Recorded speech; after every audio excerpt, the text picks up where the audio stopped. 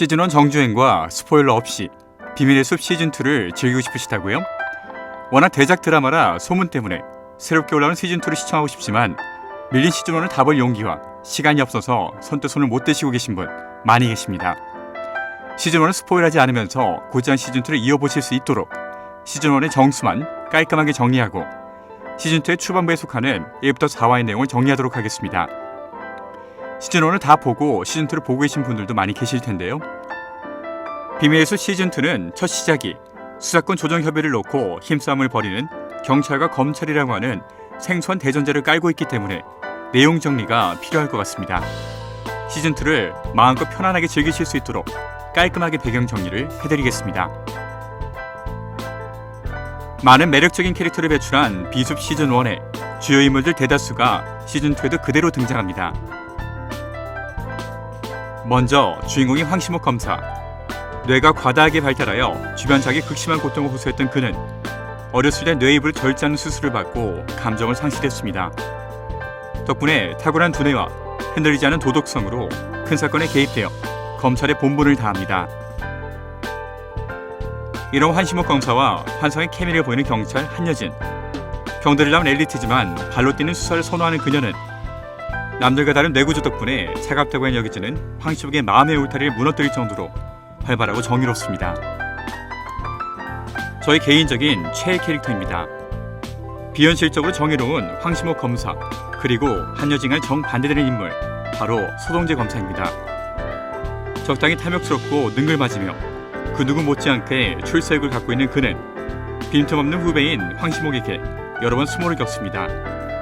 개인적으로 흔들림 없는 도덕성을 갖고 있는 황시목 검사보다 더 많은 이들이 공감할 수 있는 현실적인 캐릭터라고 생각되는데요.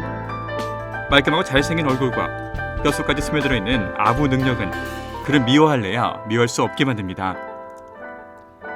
시즌1에서 서부지검 지검장을 맡게 되었던 강원철 검사. 시즌2에는 동부지검으로 이동한 모습을 볼 수 있는데요. 원래도 할 말 다 하고 똑 부러지는 상관에 그리 호락호락하는 이미지는 아니었습니다. 시즌1에서 의외로 멋진 모습을 많이 보여주었던 그는 시즌2가 되면서 한조그룹 일가와 관련된 일 이외에는 적당주의가 된 실망스러운 모습을 보여줍니다. 시즌1에서 현모양처 사랑꾼의 모습을 보여주었던 그녀는 시즌2에서 한조그룹의 실세로 등장합니다. 거대한 권력 정점에 서 있는 한조그룹의 수장으로서 과연 어떤 모습을 보여줄지 많이 기대되네요.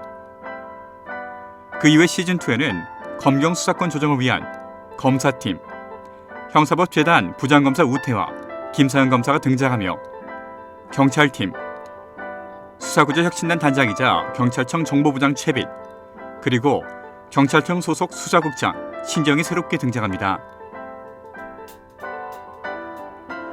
시즌1에서 황시목 검사는 검찰과 경찰에게 각종 뇌물을 상납하다 자신이 도산하자 모두의 비밀을 폭로하겠다고 나선 박무성이라고 하는 인물의 집을 방문합니다.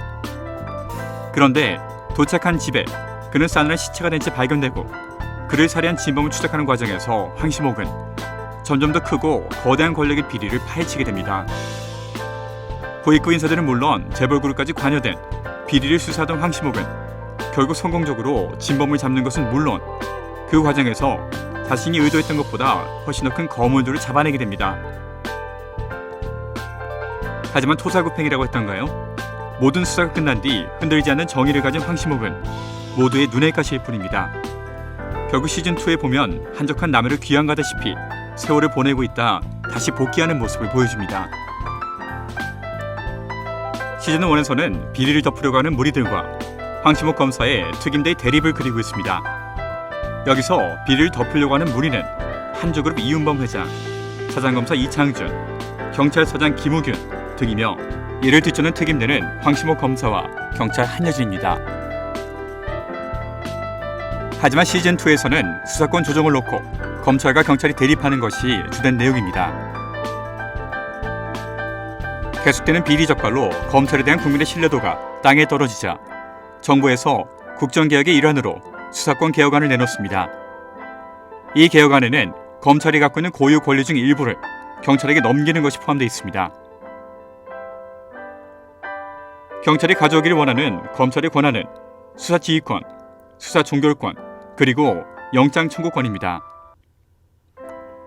이렇게 검경이 수사권을 얻고 충돌한 것은 건국 이래 총 4번째 일입니다. 비록 2011년 수사 개시권하고 진행권이 경찰에 넘어가긴 했지만 이는 어차피 수사에 취약하는 기관이 경찰이었던 것을 법에 추가한 것일 뿐 검찰은 단 한 번도 경찰에게 권리를 내어준 적이 없었습니다.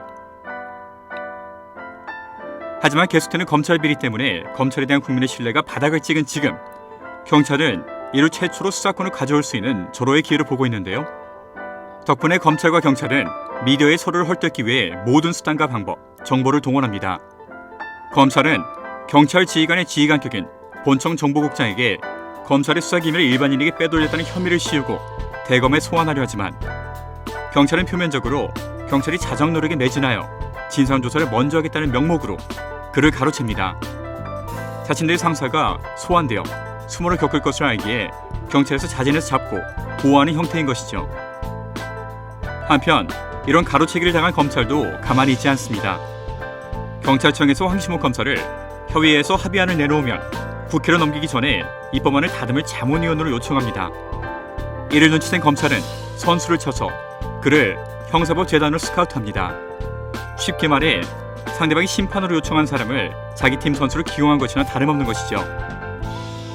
이렇게 경찰과 검찰이 수사권을 얻고 힘겨루기를 하는 와중에 얼떨결에 과거 동료였던 황시목 검사와 한여진 경감은 로미오와 줄리엣 마냥 편이 갈리게 됩니다.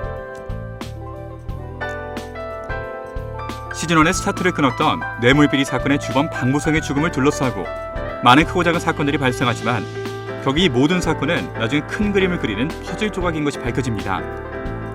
시즌2도 역시나 그렇습니다. 초반에 해양경기 표지판을 의도적으로 치운 인스타 커플로 인해 20대 대학생 2명이 익사하는 사건이 벌어지는데요. 이는 결국 검경이 박터지게 싸우는 와중에 검찰이 얼마나 민중의 소리에 귀를 기울이지 않고 대충 수사하는지를 보여주는 케이스로 활용됩니다. 아직까지는 황시목 검사가 우연히 그 자리에 지나갔고 또 더 큰 우연으로 한여진 경감이 인스타그램을 보다가 우연히 해당 사진이 삭제되는 것을 목격한다는 다소 억지스러운 전개가 존재합니다. 비밀의 숲 특유의 큰 그림에 이 사건이 과연 어떻게 연결될지에 따라 1, 2화의 내용이 좀 더 납득될지가 갈릴 것 같습니다. 경찰이 이렇게 검찰에 돌을 던졌고 검찰이 그런 경찰에게 반격하기 위해 꾸리고 있는 스토리가 바로 경찰의 동료 살인 사건입니다.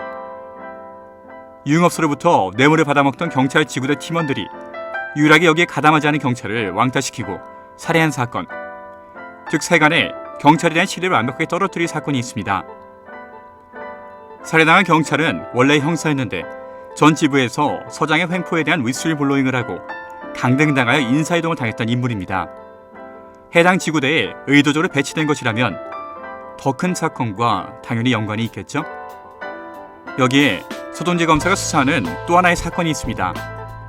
한조에서 사회이사를 영입하려고 한 적이 있는 전 대전지검 검사장 출신 박강수 변호사가 술은 입에도 못 대는 사람이 술을 마시고 운전하다 극도에서 불안한 심장마비로 사망하는 사건이 발생했습니다.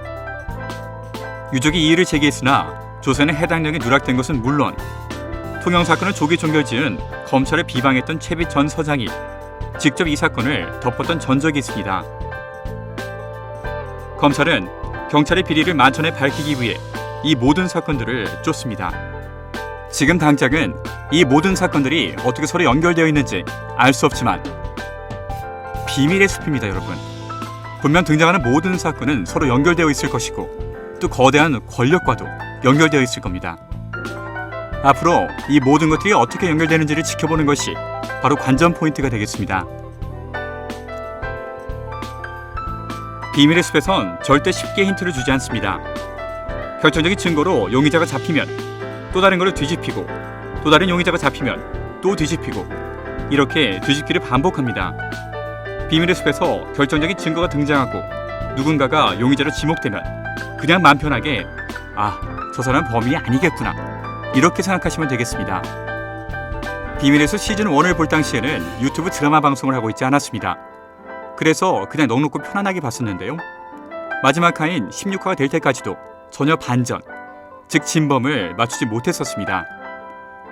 그때는 그냥 일반 시청자 입장에서 편안하게 본 것도 있지만 아무리 깊게 생각해도 제 브레인은 풀파워로 가동했다라고 해도 14화까지는 진범인의 반전을 밝히는 것이 무리였을 것 같습니다.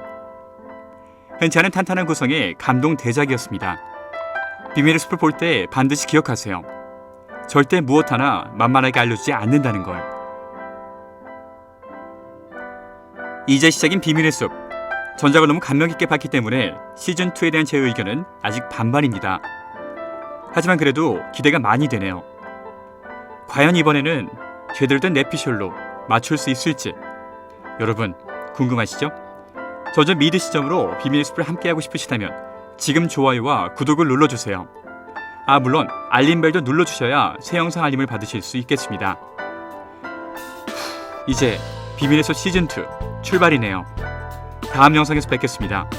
전전 미드 시점 라이언 킴이었습니다.